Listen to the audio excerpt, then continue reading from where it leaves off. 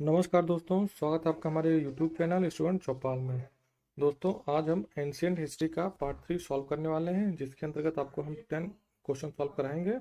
और इससे पहले हमने 2 वीडियो अपलोड कर दिए इस चैनल पे। तो जो भी student UP PCS RO ARO या यूपी पीएससी कमीशन से जो भी वैकेंसी होने वाली हैं जिसमें जीएस का पोर्शन आता है, तो आप सभी के लिए वीडियो बहुत ही महत्वपूर्ण है।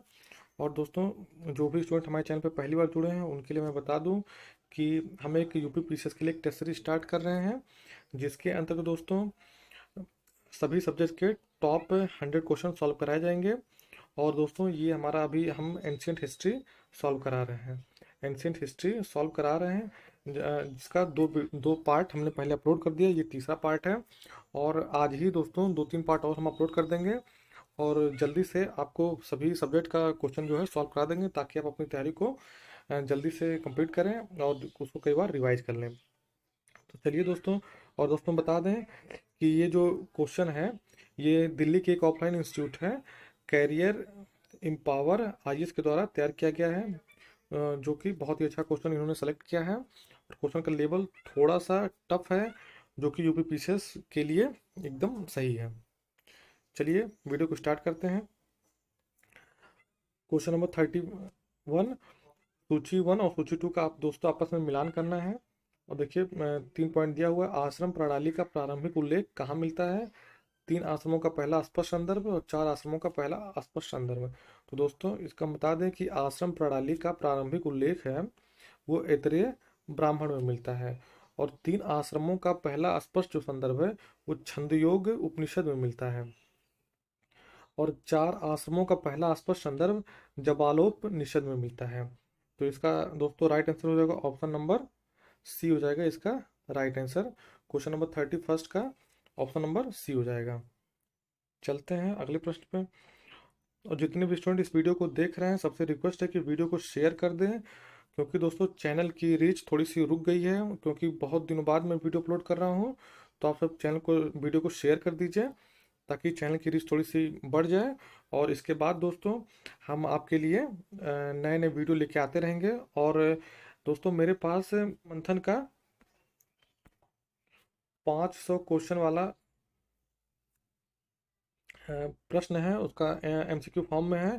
तो अगर आप सबको चाहिए तो कमेंट करिएगा, मैं उस पर भी वीडियो बना के पूरे क्वेश्चन को सॉल्व करा दूंगा, और जो आपका बहुत अच्छा मॉक टेस्ट हो जाएगा। मैं उसका आपको यहाँ पे देखिए, आपको इमेज दिख रहा होगा। और अगर आपको इस पे वीडियो चाहिए, इसे क्वेश्चन सॉल्व करना है, तो कमेंट जरूर करिएगा। चलते हैं अगले प्रश्न पे। क्वेश्चन नंबर 32, निम्नलिखित में से कौन सा वैदिक ग्रंथ बाद के वैदिक काल की सरकारों के प्रकारों के वर्गीकरण में पहला और निकटतम प्रयास करता है? तो दोस्तों, इसका राइट आंसर होगा ऑप्शन नंबर ए हो जाएगा इसका राइट आंसर, ऐतरेय ब्राह्मण। चलते हैं अगले प्रश्न पे।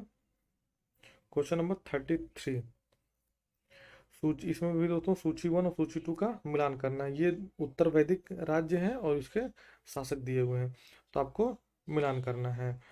तो इसका राइट आंसर दोस्तों हो जाएगा ऑप्शन नंबर बी है इसका राइट आंसर है। इसका right answer option number B है। और मैं इसको मिला के बता देता हूँ। कुरु का दोस्तों हो जाएगा परीक्षित। पंचाल का हो जाएगा ये प्रवाहन जैविनी। और मत्स्य का हो जाएगा दोस्तों धवासन द्वैतवाद। और काशी का दोस्तों हो जाएगा अश्वसेन। ये तो आसान था। और विदेह का हो जाएगा जनक। तो दोस्तों, ये मैंने क्वेश्चन मिला दिया है, इसका right answer option number B है। आप उसको इसको इसमें जो आपको इंपॉर्टेंट लगा उसको राइट डाउन कर लीजिएगा दोस्तों। उत्तर वैदिक काल लिखिएगा, उसके आगे शासक लिखिएगा कुरु, कुरु के आगे लिख दीजिएगा परीक्षित। ऐसे दोस्तों सबका ऐसे कुरु लिख के और उसके आगे ऐसे करके परीक्षित लिख दीजिएगा, तो इससे आपको एग्जाम में रिवाइज करने में आसानी होगी। चलते हैं अगले प्रश्न पे। क्वेश्चन नंबर 34, भारत में गुप्त काल के संदर्भ में निम्नलिखित कथनों पर विचार करिए। और देखिए 3 पॉइंट दिए हैं इसमें। इस काल में लिखे गए नाटकों के उच्च वर्ग के पात्र तथा निम्न वर्ग के पात्र समान भाषा में नहीं बोलते थे। पॉइंट नंबर 2 है, गुप्त शासकों की राजकीय भाषा प्रकृति थी प्राकृति थी। और निम्नलिखित दो वर्गों की महिलाओं को उच्च वर्ग की महिलाओं की तुलना में अधिक स्वतंत्रता प्राप्त थी। यानी कि दोस्तों इसमें आपको बताना, इसमें सही उत्तर का चयन करना है, सही कूट का चयन करना है। तो इसका राइट आंसर होगा ऑप्शन नंबर ए होगा, और ये पॉइंट नंबर 3 होगा। गुप्त शासकों की जो राजकीय भाषा थी ये प्राकृत न होकर संस्कृत थी दोस्तों, संस्कृति थी। और जो गुप्त शासक थे ये संप्रदाय को वैष्णव संप्रदाय को मानने वाले थे और विष्णु के उपासक थे। और इनकी जो भाषा थी वो संस्कृत थी। चलते हैं अगले प्रश्न में दोस्तों। इसका राइट आंसर होगा ऑप्शन नंबर सी हो जाएगा। इसका right answer option number C हो जाएगा। चलते हैं अगले प्रश्न पे। वल्लभाचार्य के संप्रदाय के संबंध में निम्नलिखित कथनों पर विचार करिए। इसने अपने अनुयायियों को सन्यासी जीवन की शिक्षा दी है दोस्तों, ये गलत है। ये सन्यासी जीवन को प्रमुख नहीं मानते थे, उसमें इन्होंने इसकी शिक्षा नहीं दी थी। इसने भक्तिपूर्ण गीतों के गायन तथा नृत्य को ईश्वर की आराधना की एक विधि माना है, बिल्कुल सही है ये। इसने उपवास करने तथा आत्मदमन करने का विरोध किया, ये भी सही है। तो इसका दोस्तों right answer option number C हो जाएगा। 2 और 3 इसका राइट आंसर हो जाएगा।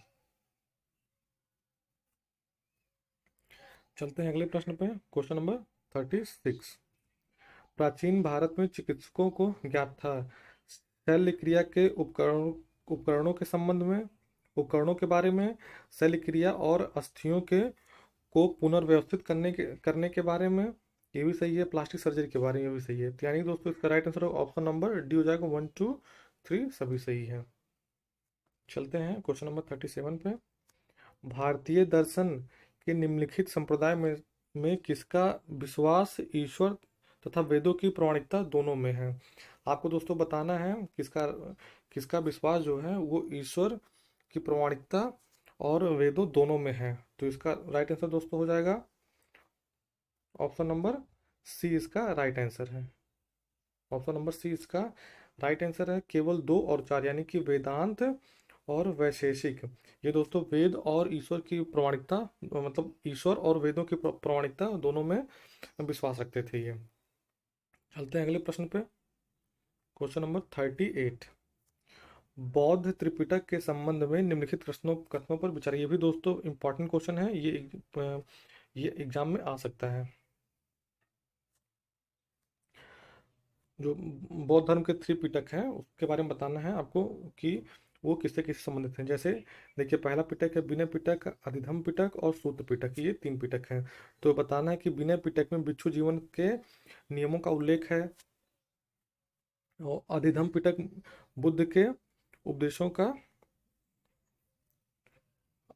अभिधम पिटक बुद्ध के उपदेशों का संग्रह है, और सूत्र पिटक बौद्ध धर्म के दार्शनिक सिद्धांतों का संग्रह है। तो दोस्तों इसमें से केवल पॉइंट नंबर 1 सही है। विनय पिटक में भिक्षु जीवन के नियमों का उल्लेख है, और ये सही है। इसका क्वेश्चन नंबर 38 का राइट आंसर हो जाएगा ऑप्शन नंबर ए, उसका राइट आंसर होगा। अब दोस्तों इसको हम थोड़ा सा आपको एक्सप्लेन कर दें कि जो अधिधम पिटक है ये इसका दार्शनिक आधार है, बौद्ध धर्म का दार्शनिक सिद्धांतों का संग्रह है। और जो सूत्र पिटक है ये बौद्ध धर्म के उपदेशों का संग्रह है। यानी कि जो सूत्र पिटक है ये उपदेशों का संग्रह है, और अभिधम ये दार्शनिक सिद्धांतों का संग्रह है, दार्शनिक सिद्धांतों का संग्रह है। आई होप आपको समझ में आया होगा। चलते हैं अगले प्रश्न पे। Question number 39। राज तरंगिणी कवि कल्हड़ द्वारा रचित एक प्रसिद्ध पुस्तक है। ये दोस्तों एग्जाम में पहले पूछा था, अब इस तरह के क्वेश्चन नहीं आते हैं। बस आप ध्यान लीजिए कि जो राज तरंगिणी जो पुस्तक है वो कवि कल्हड़ द्वारा रचित है। अब चलते हैं, ये प्रश्न इसका विषय है। तो दोस्तों इसका विषय पूछ सकता है, ये कवि और उसके नाम अब एग्जाम में जनरली नहीं आते हैं यूपी के एग्जाम में। और इसका जो विषय है आपको बताना है कि कश्मीर के राजाओं का ऐतिहासिक विवरण है, आर्य राजाओं का ऐतिहासिक विवरण है, हिंदुओं द्वारा पवित्र मानने वाली नदियों की नामावली है, आर्यों के राज्यों का भौगोलिक विवरण है। तो दोस्तों इसका राइट आंसर होगा ऑप्शन नंबर ए, कश्मीर के राजाओं का ऐतिहासिक विवरण है? इसका राइट आंसर होगा ऑप्शन नंबर ए। चलते हैं क्वेश्चन नंबर 40 पे। भारत में ऋग्वैदिक काल के संदर्भ संबंध में निम्नलिखित कथनों पर विचार कीजिए। पॉइंट दिया हुआ पॉइंट नंबर 1, व्यवसाय आधारित सामाजिक विभेदीकरण प्रारंभ हुआ। युद्ध में जीती गई संपत्तियों संपत्तियों का विजेता कबीलों में असमान वितरण सामाजिक असमानता का कारण बना। और कृषि में बड़े पैमाने पर मजदूरी पर काम करने वाले श्रमिकों को लगाया गया। तो इसका राइट आंसर दोस्तों ऑप्शन नंबर, इसमें देखिए ये कूट में दिया हुआ है। आपको बताना है कि पहला दूसरा सही है, दूसरा तीसरा सही है, पहला तीसरा और 1 2 3 तीनों सही है। तो दोस्तों इसका राइट आंसर होगा ऑप्शन नंबर ए, इसका राइट आंसर होगा। इसका ये राइट आंसर यानी कि पहला और दूसरा सही है। यहाँ पे देखिए, यानी कि पहला यानी कि व्यवसाय आधारित सामाजिक विविधीकरण प्रारंभ हुआ और युद्ध में जीते गए संपत्तियों का विजेता कबीलों में असमान वितरण के कारण सामाजिक असमानता बनी। ठीक है दोस्तों, आज के लिए बस इतना ही। 10 क्वेश्चन हो गए हैं। अभी इसके बाद एक वीडियो और अपलोड करेंगे, उसके बाद उसमें भी फिर से क्वेश्चन करा देंगे, 10 क्वेश्चन और करा देंगे। और दोस्तों जल्दी से इसका जो टॉप 100 क्वेश्चन है उसको जल्दी से सॉल्व करने के बाद आप कमेंट करिएगा इसके बाद आपको कौन से सब्जेक्ट का टॉप 100 क्वेश्चन सॉल्व करना है। तो कमेंट करिएगा, अगर किसी भी प्रश्न में कोई डाउट होगा तो उसको भी कमेंट करिएगा। और वीडियो को पूरा देखने के लिए आप सभी का धन्यवाद और अपने दोस्तों के साथ वीडियो को शेयर कर दीजिए। चलिए मिलते हैं नेक्स्ट पार्ट में, तब तक के लिए धन्यवाद।